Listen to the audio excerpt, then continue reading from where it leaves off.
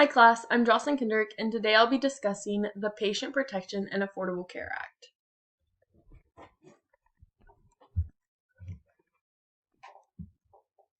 The objectives for this assignment will be the definition of the Act, who created it, why it was created, and when it was created.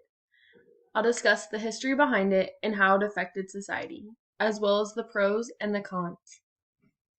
The Patient Protection and Affordable Care Act, also known as Obamacare, was a good plan put into place to help underinsured or uninsured obtain health care.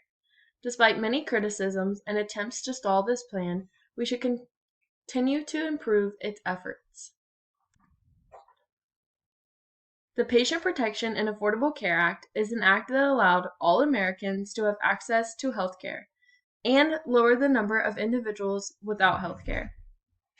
It was created alongside the Healthcare and Reconciliation Act. The act is also known as the ACA and Obamacare.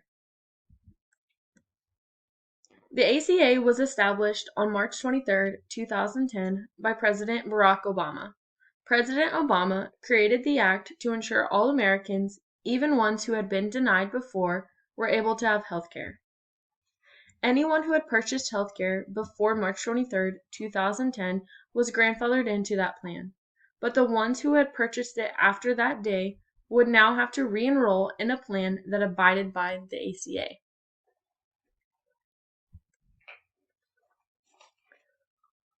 Within 90 days of the act, tax credit premiums for small businesses had went up 35%, and individuals who could not qualify for insurance were now granted $5 billion for a program that they could now enroll in. There was also a plan created for individuals who had previously been denied for pre-existing conditions, called the Pre-Existing Condition Insurance Plan. After 1 year, children were now allowed to stay on their parents' insurance plan until 26 years of age. People were now also able to choose their own specialist, and the ACA had restricted annual limits or max payouts. Within 4 years, the ACA allowed individuals who had gotten their own insurance subsidized, which helped pay monthly premiums. There was now a fine of $95 for those who did not purchase a health care plan.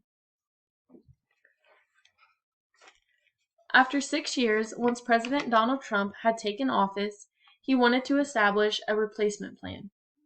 During his time in office, he has cut back in-person enrollments, as well as ending cost-sharing subsidies, which ultimately made insurers pay more out of pocket. This has raised premiums and lowered numbers of insured individuals within the plan. As of 2020, there are 11.4 million Americans that still have Obamacare. The pros of the act include that more than 16 million Americans were insured within 5 years of this act. There was also no more presets for insured members, which allowed people to not have to wait to be seen for medical concerns.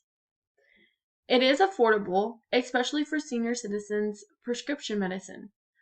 Medicare saved $26.8 million in 2017 on prescription medicine.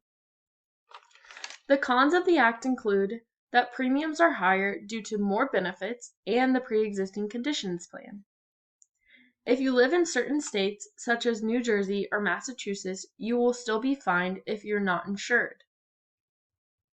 Businesses have also cut hours because if they have 50 or more full-time employees, they must offer insurance or pay payments to cover health expenses. In conclusion, it is the Human Resources Department's job to ensure they know the rules and regulations of the ACA. The healthcare that the company provides will have to abide by the ACA. I do not foresee that the act will go away within the next couple years, but it is changing consistently.